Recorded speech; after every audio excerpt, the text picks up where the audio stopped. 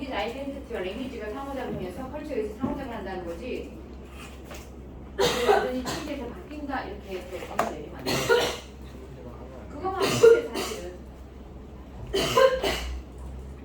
컬처에서 그렇게 어렵고 힘든 그거 분야는 없지만 화이트 뉴 새로운 컨셉이 나와서 어려운 거예요.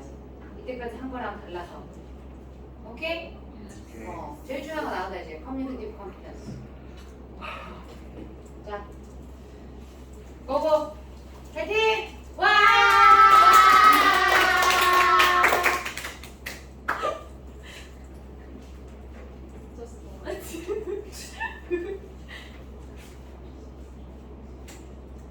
Okay, so our group is going to talk about Chapter A, Communicative Competence.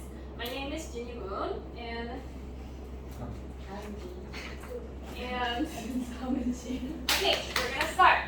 So if you open the page 205, there's an example of Katie. We're gonna take time to read for a second, then we're gonna discuss in class. And as you read, I want you guys to think the questions like what are some impacts she got and how the communicative skills are improved through her experience. And how did she learn her communicative skills? I want you guys to think this question and read the example. I'll give you 2 minutes.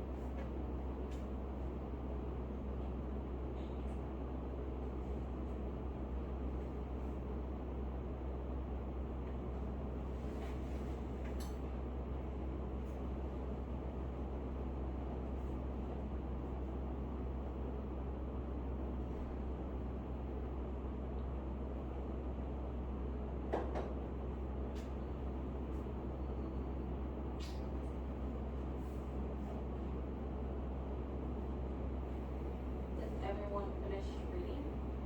예. Okay, so can someone tell me the background of her experience? Can someone?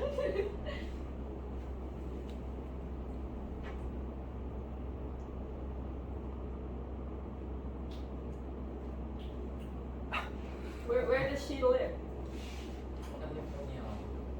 Yes, for how long? 23 years.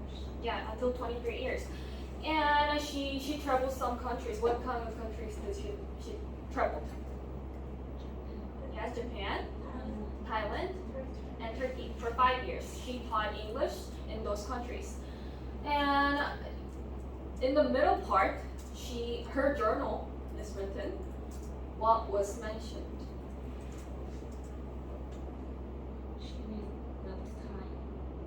Yeah, she loves Thai. So she was included in Thailand society, and she felt more comfortable speaking Thai. So this shows that she was included in the society, so her communication skill was improved because she was living through the society. Okay. So, what is communicative competence? Delheim, 1972, he explained it that it is to convey and interpret message and to negotiate meanings and interpersonally within specific context. And it is split into two basic ideas. First one is the ICS, which is basic interpersonal communicative skills. It is the communication skills that you use in daily life. So basic is you use a lot. So the examples of BIS is exchanging with friends in informal settings. You talk with friends just in daily life. And for CALP, it is cognitive academic language proficiency. It is the communication skills that are used in specific situations, such as educational tasks in school, those kind of language. So, can someone say what I just explained? What is BICS? You can just give examples. This, you know, what I said was basic is the key word. You use it in daily life. The communication skills in daily. And for CALP is specific situation. Okay. And for as a group, maybe we can just talk about we become a teacher. So as a teacher, what are some ways you might teach your students to engage in classroom discourse, especially in spoken words? Can someone say it? So how are you going to encourage students to have communication skills in class? Yes. Plus and minus points. Sorry? Give them minus points if they don't participate, and plus points if they participate. That can be one way. Does anyone have one more ideas? Candies.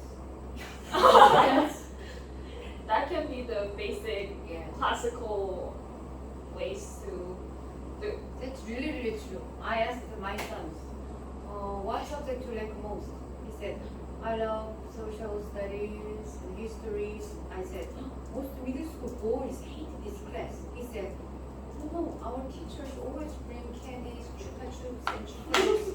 So we are so eager to get it. So class is always noisy, and even the sleeping students can wake up. Yes, that's how students can focus and communicate in the class. Sipping candy and jelly, Yes. it really works. Okay, Me so too. I want it. I'm very hungry. sorry, I don't have any. Okay, so Kind of a skill too. next one. This is what I thought. This was like the most important thing. This is Cannell and Swain's framework. This is the basic structure of explaining communicative confidence. So, as you see, the first one is grammatical competence. It means mastering code of language. And second, discourse competence.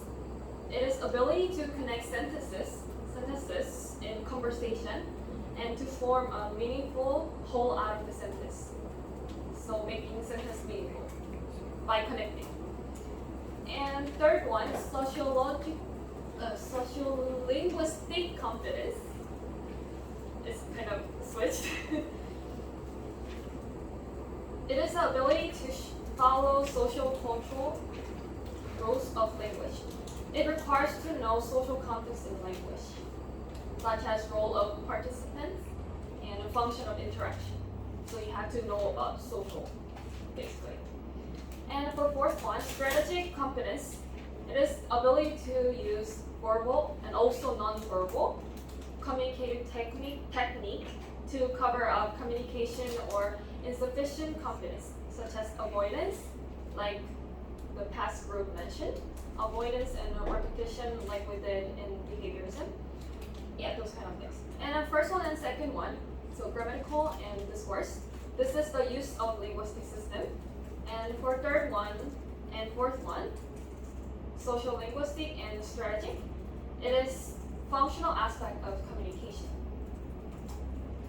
Later on, it reclassificate the model of it. So there's two more. The first one is Kennel, and second one is Bauman's model of communicative competence. It is explained more detail than Kennel and Swain's, and it highlights the strategy that how the language ability is used in action sentence structure. So these are the structures. And it was stated in 1990. And Little Woods, it was stated in 2011, so 2011. It is explaining more details than Kano Swain and also Bachman's, and it's just organized, like reorganized, basically saying things. Okay, so next. It is in 211, page 211, the language function. The language function is the purpose that we accomplish with language, such as stating and requisition and responding. But if the language form doesn't exist, it cannot be accomplished. So if you see in the middle of the 211, there's an example of language functions. And speech acts. It's in under the 211. Going next page. So speech act. It is the minimal unit in conversational interaction. These are 6 components that show speech acts. So sender as a speaker and writer. Message channel, speech, like we say, and what we get. Channel, writing, the verbal gesture, language form, sequencing or hierarchy or selected words and sentences. Topic, as you guys all know, I think you guys should know what the message is about. And receiver is the person who's getting. And context, place, time, situation, the backgrounds that you get. And components of communicative competence that L2 learners find difficult. For me, it was really hard to understand this part. So it's hard to pronounce it. Locutionary. It is the basic meaning that are delivered by structure and utterance. And illocutionary. It is intended effects of utterance. Perlocutionary is actual effect of utterance. So for me, it was really confusing with illocutionary and then perlocutionary. The difference between these two is illocutionary is intended and perlocutionary is actual effects. So intended effects for illocutionary and actual effects for perlocutionary. Can you guys repeat? So intended effects, illocutionary, actual effects, perlocutionary. Intended effects, illocutionary, actual effects, illocutionary. Yes. And going to next. If you see page 212 and 213, the holiday 7 function of language. It is to show purposive nature of communication. So there's 7 of them. First one is instrumental, second one regulatory, and representational, interactional, personal, heuristic, and imaginative. So instrumental. It is explaining how to control environment, and it is to cause certain events to happen, including communicative acts. And for regulatory,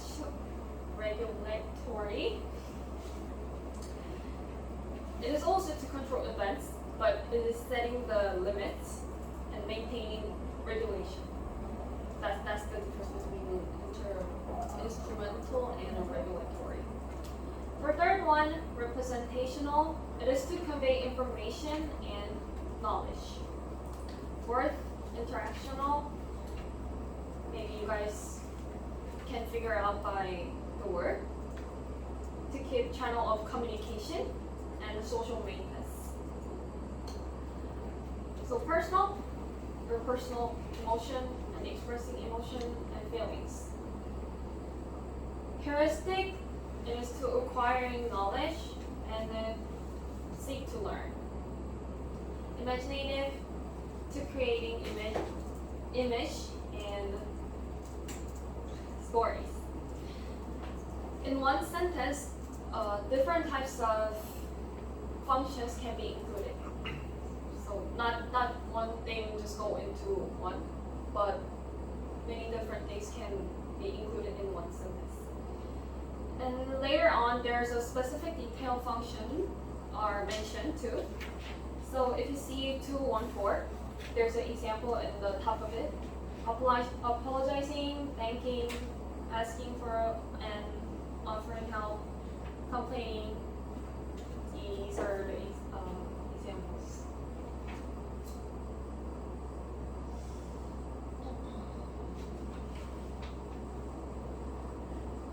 Functional approaches to language teaching.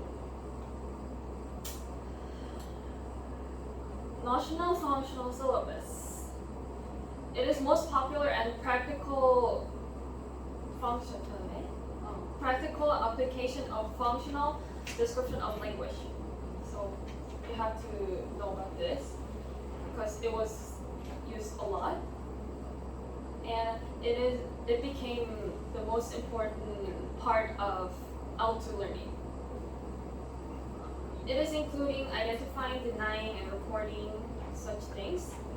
And usually the structural syllabus was used past, but then as notional and functional syllabus was stated, it got changed.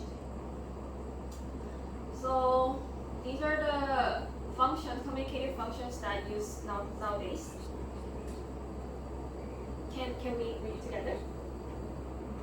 Introducing self and others, providing personal info, identifying and describing, accepting and declining an invitation, ordering from a menu, giving directions, booking travel services.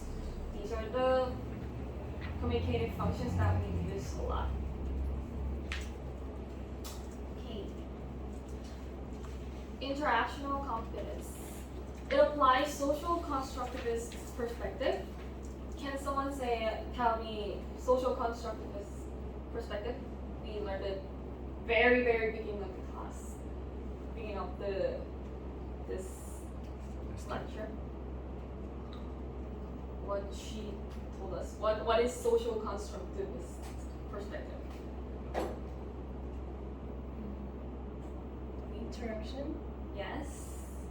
Interaction, that is most important thing in social constructivist. So, first one, participant framework. It is to figure out participant of interaction. And register is to figure out context of interaction. Right? So the difference between first one and second one is participants of interaction, and the second one is context of interaction. Those are the difference. So third one, selection of form and modes of meaning. It is to choose linguistic options to make wanted meaning and effects. And speech acts, like I mentioned before, speech acts is using appropriate form to achieve purpose. There was different 6 components to form speech acts in the past. So turn taking, to following the rules and system. And repair, problem handling in interaction. For last one, boundaries, recognizing topics to topic and changing topics, closing conversation. If you see 215, this explanation. And she will be explaining the next part.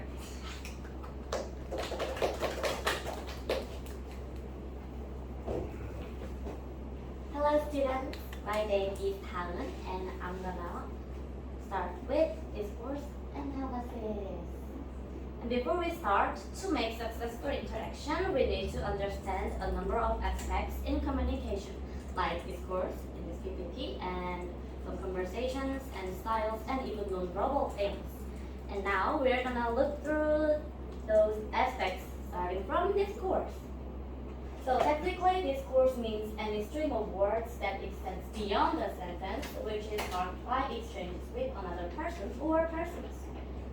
And as you know, just a single sentence cannot be fully analyzed without considering its context. For example, suddenly I say, I like it, and you guys don't know what I like. What does that it mean? So the context is most important when we do discourse analysis. So according to Silverstein, 2011, he said that discourse analysis is the heart of which is the interrelation between form and function. So both production and comprehension of language are our ability to perceive and process stretches of discourse, which is a ability to formulate representations of meanings not just from a single sentence, but from reference in both preceding and following sentences. So let's go back to 1950s to 1980s. In that period, linguistic science was just focused on sentence to analyze, which means it was just emphasized only the formal aspects of learners' language and overlooked important discourse functions. This can be expressed as from parts to wholes. In here, parts means a little structures and words of language, and wholes mean some sentences in discourse. So we have to learn parts, which is words and structures, to move on to wholes, which is a discourse itself. However, recent linguistic science is different. It's emphasizing the importance of intersentential relations in discourse. And Stefan Fraser, 2007, advocated the use of discourse-based grammar practice, which can be expressed as from wholes to parts. And it means that when someone learning language only talking to each other, they can learn some structures and words. And I think you guys have learned English a lot for so many years. I have a question. Did you learn grammar first or just talking first? Okay. Talking? Oh, really?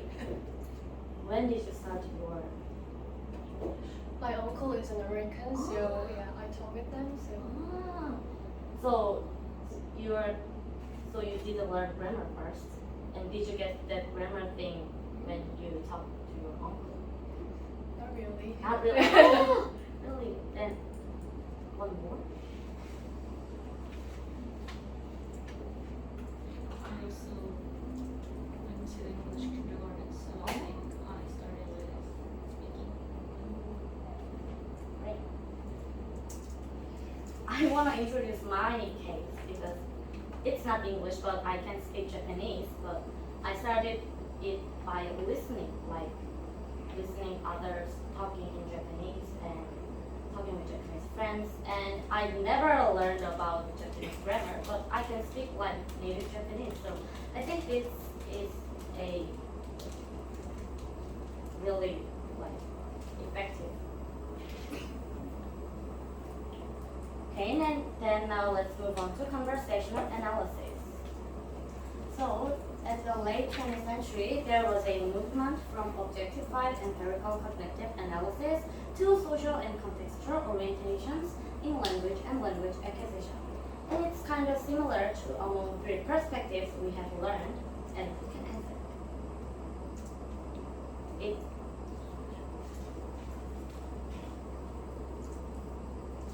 It's emphasizing social and contextual orientations. Yeah, that's right.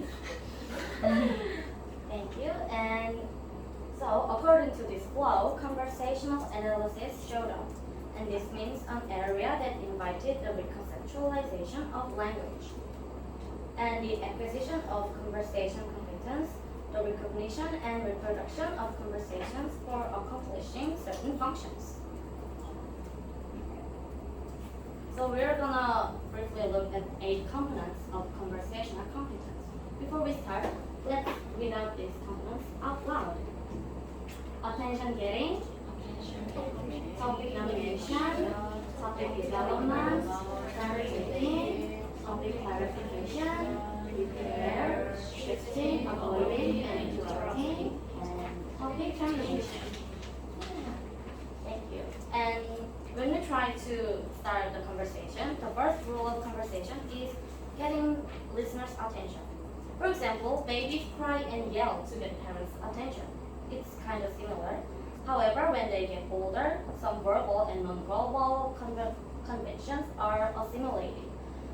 Verbal conventions can be phrases like "got a minute" or "excuse me," and that phrases can get attention. And non-verbal conventions can be eye contact or gestures. And for L2 learners, knowing these conventions are important to get in the conversation with native speakers. And when you get attention from the listener, the next step is choose the topic, which is topic nomination. And after we choose our topic, we have to move on to developing this topic. And there are some techniques of developing topic. It's kind of interesting. It includes some hesitation signals like well, like, I think, and these kind of signals are also a techniques of developing topic. And next one is turn taking. Turn taking is kind of yelled to another speaker. There's a turn of speaking, and it's kind of hard for L2 users to use appropriate turn taking signals. Next one is topic clarification, and this includes the ability to ask questions for clarification. So this arises from inaudibility, lack of understanding, or disagreement. The next repair is related to topic clarification, and this involves seeking or giving repair of wrong linguistic forms, and this can be a role of native speaker. And the next one is shifting, avoiding, and interrupting. It's like changing a topic or dancing around certain topics or interrupt politely. And this is also difficult for L2 learners.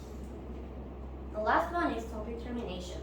This is the art of closing a conversation with a glance at a watch or a polite smile and some phrases like, oh, I have to go, or I gotta go, or I don't have my time. And that will be the example. Now let's move on to styles. Styles are conventions for selecting words, phrases, discourse, and non-verbal language in certain contexts. These certain contexts include subject matter, audience, occasion, shared experience, and purpose of communication. And as you can see, a certain context is very important and effective factor for styles, so styles can vary within a single language user's idiolect. For those who don't know what idiolect is kind of each person's own language use. So every language user has their own styles, and that also can be expressed in idiolect.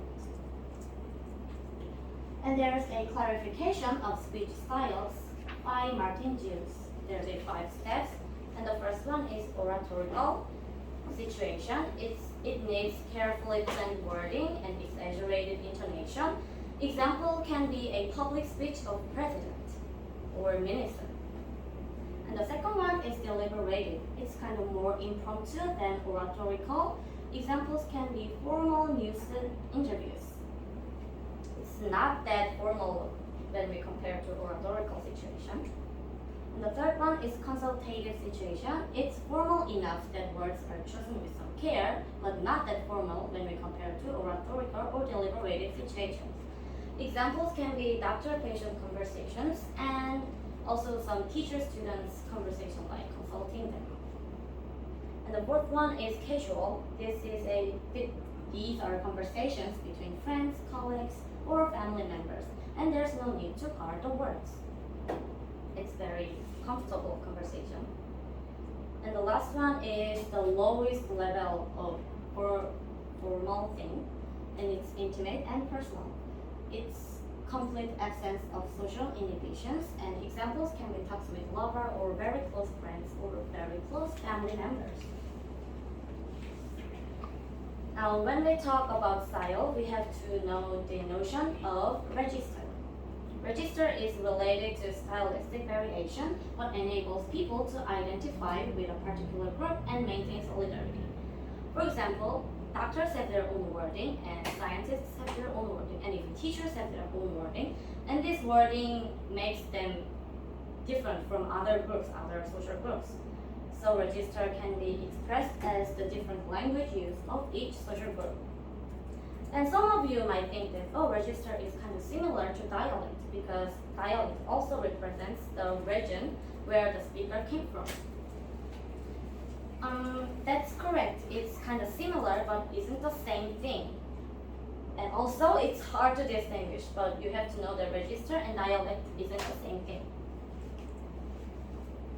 So in conclusion, the acquisition of both styles and registers combines a linguistic and sociocultural learning process. Now we are going to move on to written discourse.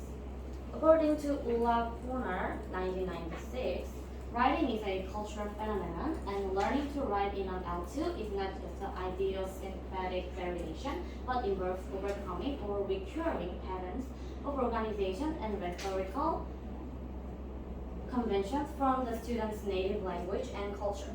And writing is a cultural phenomenon is a key sentence, and this means cultural factors can affect writing as they do in speaking. So Robert Kaplan, 1966, made the term contrastive rhetoric, and this was the standard of describing the cultural roots of writing conventions in a language for several decades.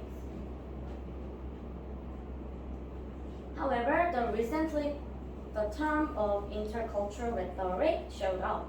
It's similar to contrastive rhetoric, but it accounts for the richness of rhetoric variation or written texts and varying contexts in which they are constructed.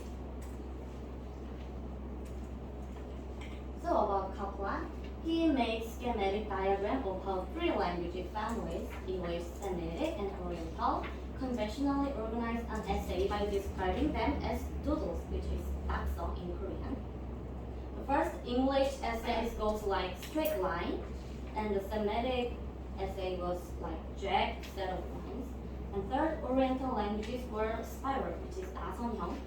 And this is kind of interesting that according to the language, the way of writing essay is different. However, Kaplan's diagram got many criticism, but he admitted it and said more meaningful systems should be developed. So, in conclusion, every language has genres of writing, and even within an academic one, these disciplines vary in the views of acceptable writing. For example, for Semitic writers, writing in straight line, which is for English essay, is kind of weird because they use jagged set of lines.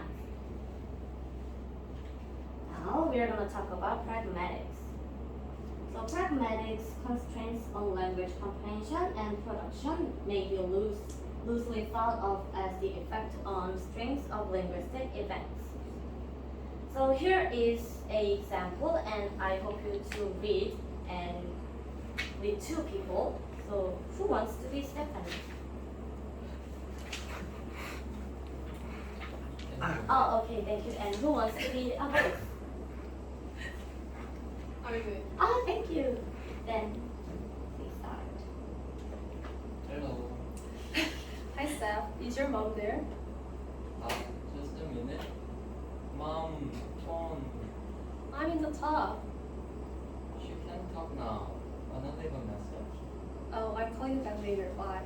Oh, thank you. Thank you so much. And in this short conversation, I think you guys might feel some ambiguity of some sentences. And can someone say about this? It's kind of ambiguous, right? It has more than one meaning, so it's hard to Multiple, there is no verb or Yeah. Yeah, that's right. And we're gonna see some ambiguous sentences in the example. The first one is your mom there? And in phone call situation, it doesn't require yes or no answer. Yeah. And the second one is just a minute, and it has two possible meanings. The first is I will go and check to see if my mom was home, and the second is I will bring my mom to come to the phone. And it's kind of ambiguous. And as Lee has said, mom phone means someone is on the phone who wants to talk to you, and even there's no verbs or anything, only two words can express this meaning. And the fourth one is I'm in the tub. The mom didn't say I can't go, but she instead said I'm in the tub, so it means she was in this house to answer the phone. And the last one is the puzzle voice, like and the sentence I'll call back later. So Stephanie asked the boys to wanna leave a message, but she or he didn't say no or yes, but she said I'll call back later, and it means implicitly I don't need to leave the message without saying no or yes. Now let's move on to sociopragmatics and pragmalinguistics. It's kind of hard to pronounce. So sociopragmatic is the interface between pragmatics and social organization. It's kind of hard and it's difficult, but it's about language use in social context. And pragmalinguistics is the intersection of pragmatics and linguistic forms, and it's about language form and the way of using it, and that's the difference of sociopragmatic and pragmalinguistics. And acquiring these forms of pragmatics is kind of difficult for Alto users, and here are some examples of the difficulties of never-ending list of pragmatic constraints. The first one is address forms. Address means how to call another people, like you or he or she or name. And examples can be a German. I heard that German has two you, the word you. One is the formal one and the other one is informal one. And for the English speaker who is learning German, it's kind of hard to distinguish these two because in English there is only one you, not two you. And the second one is apologizing, complimenting, and phrase conventions. And this is also difficult for L2 learners. And the third one is expressing gratitude. It's an example of Japanese speaker who learns English, and let's consider the man, and he expressed gratitude by saying I'm sorry. I'm sorry is a direct form of sumimasen in Japanese, and in Japan sumimasen is kind of has very diverse meanings, like when you gratitude or say sorry or excuse me is all sumimasen. And for the Japanese learner, just like translate them into direct I'm sorry is kind of make some like issues for English speakers. And the fourth one is cooperation principles. Examples can be like rake the leaves, and don't you think you could rake the leaves? And for L2 learners, will be how to recognize the differences of two sentences, because it basically means you have to rake the leaves. And the fifth one is politeness. There's also the range of politeness is very big and it's hard to consider.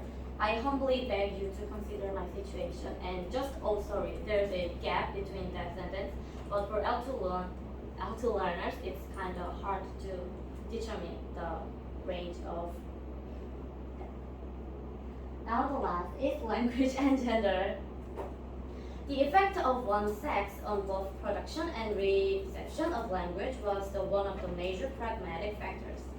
Some myths like men use more self-centered words, while women use more emotional words can be an example. So here's a differences between the way males and females speak. First one is women express more uncertainty like hedges, tag questions, while men interrupt more than women and use more strong expletives. And expletives means 욕설.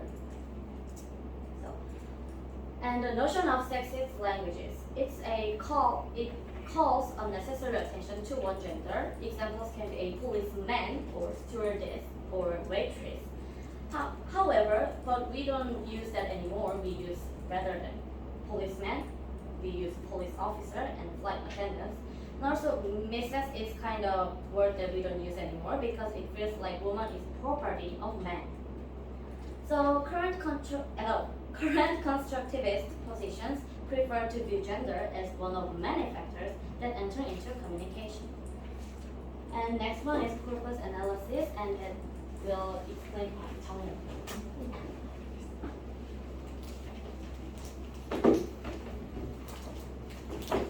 Okay, I'm going to start my presentation from corpus analysis.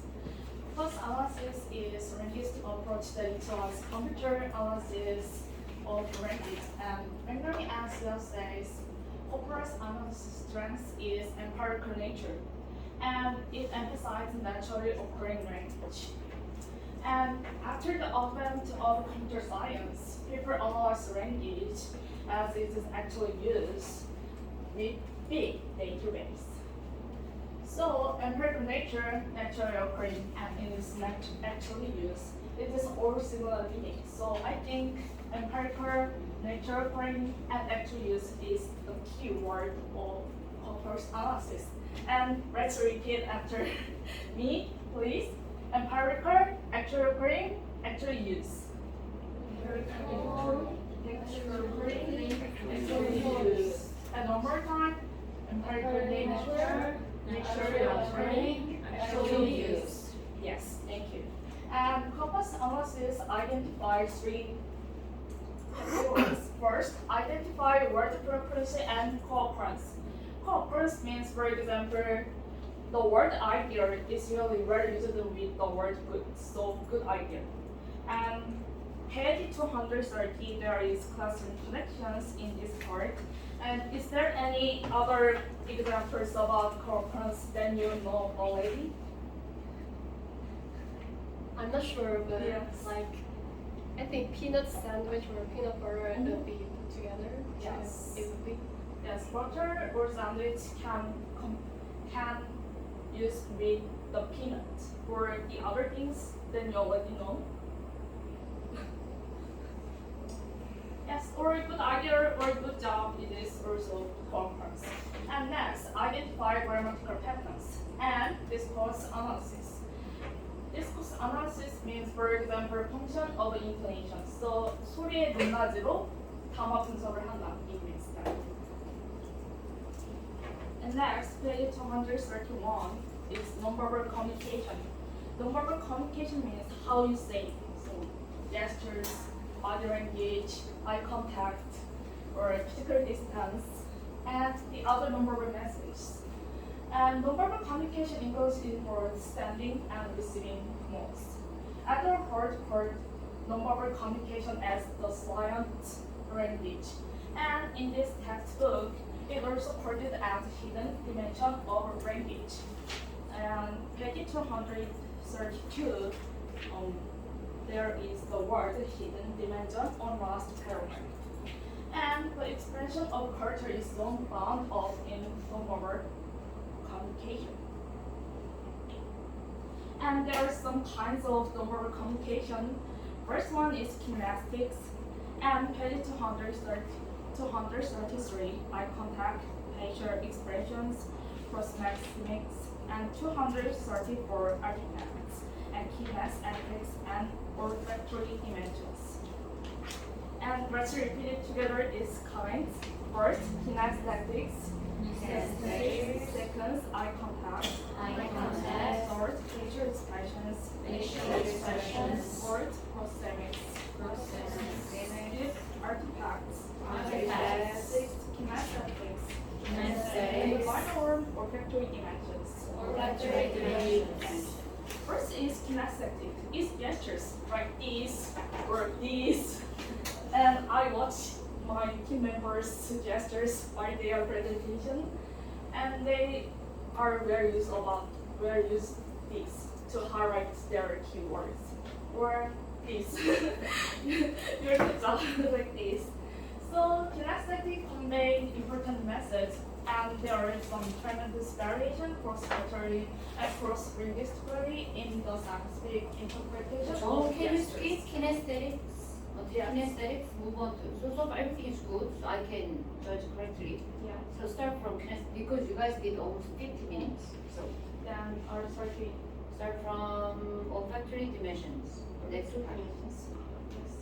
Certain test-based language teach. Yes. Then it is so page So because the part is easy. 5. Yes. I think it is good to just read it because it is each part. And communicative language teaching CRT. I think everyone know about this keyword because it is already mentioned in chapter 1. And is there some knowledge about CRT that you remember now? It is already mentioned in chapter 1. CRT. Yes, it is hard to explanation about CRT. But in chapter 1, page 16, there is some criticism in 19th century because there is nothing to enhance a student's communicative ability in the language. So to complement this criticism in 20th century, the CRT was appeared. And page 18, CRT now become a catchphrase for language teachers. So CRT should include every kind of eclectic approach. It is the content in chapter 1. Now come back to the textbook in chapter 8. CRT was appeared in the late 1970s, and CRT is the best understood as an approach rather than method. But it is too difficult to synthesize all of the various definitions. So there is some definition about CRT with William Wood. He said CRT is designed to improve student ability to communicate, not teacher without relating them to their meaning or how they are used for communication. So the point is improve ability to communicate. Yes. And there are interconnected characteristics as a definition of CRT from 1 to 4. And I think it is important because it is the common characteristic of CRT. So if you have the time, please read this.